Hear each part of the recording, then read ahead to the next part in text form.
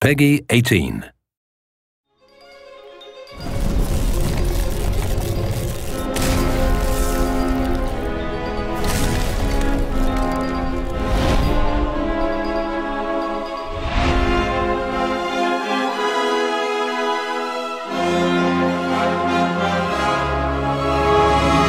So with Reckoning, what I wanted to do was really bring the hardcore action moment-to-moment button presses and choices that players have with an action game or a fighting game into the RPG stance. So you're not looking so much at DPS and like math over time, you're looking at which attacks I'm using over time and how to defend them properly and where I am in relation to each enemy.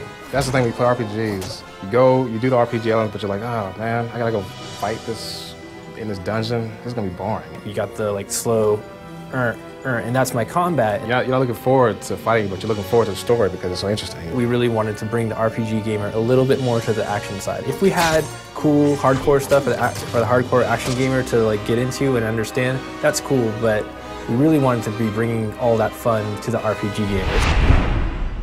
The key to a good animation is strong poses.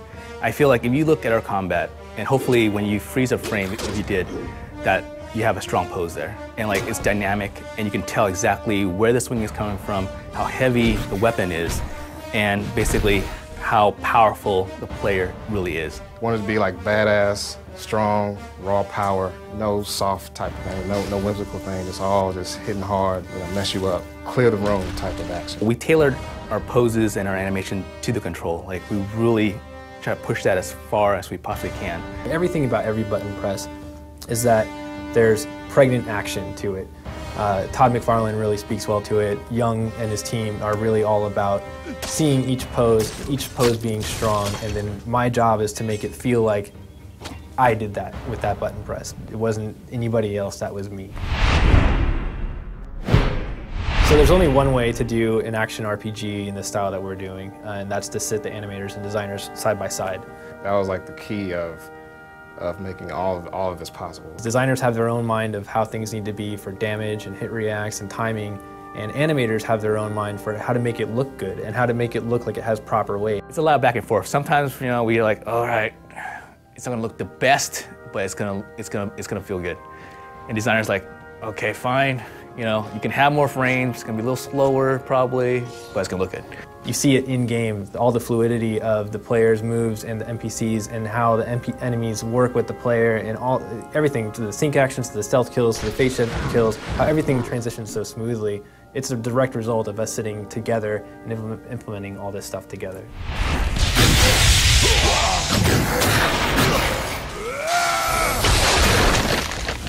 I'm a big believer in telling the animators, get off your seat, act it out, because you gotta really feel it inside before you can kind of like put it on the screen, Just go crazy.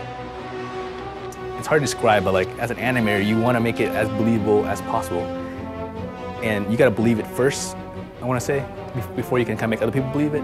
Like get into the essence of just grabbing on your strength your inner strength, I should say, and just doing what you feel. No like training involved, just Hail Mary with these weapons and see what you can come up with. We want to make it believable, but at the same time, we want to make it awesome. Where like you're like, wow, I know that's impossible, but I want to do that.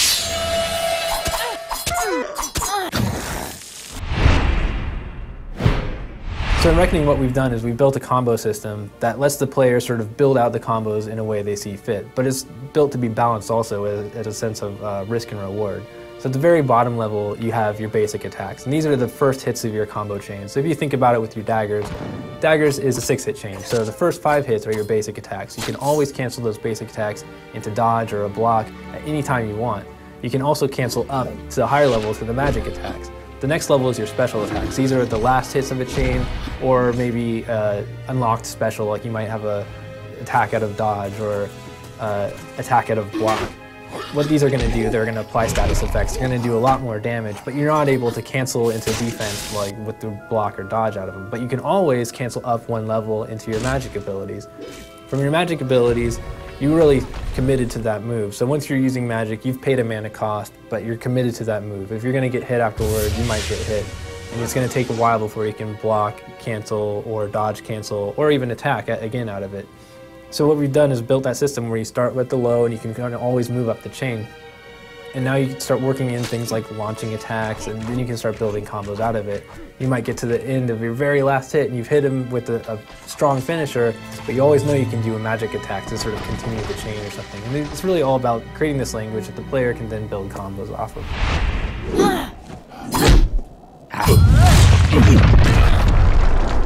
When a new player comes to our game, I really do want them to see that it's an RPG. It's got all these action elements, and we've given them all these choices to sort of shape the way that they play their character and equip their character's gear and the abilities that they use.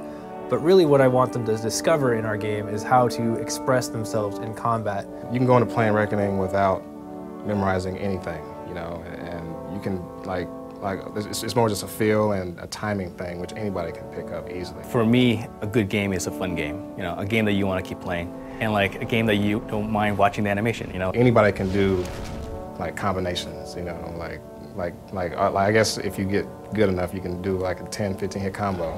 But I mean, but even that said, that's easy to do.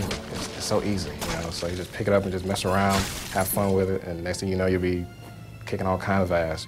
In any other game, they're always going to have the standard 4 attacks that they use, and that's what makes them a warrior. But in our game, I feel there's so many variations on how you can actually play that out as a warrior, whether you're using dodge or teleport or blocks or parry, or which combinations of weapons that you're actually using and magic abilities, that it really does become sort of an expression of you.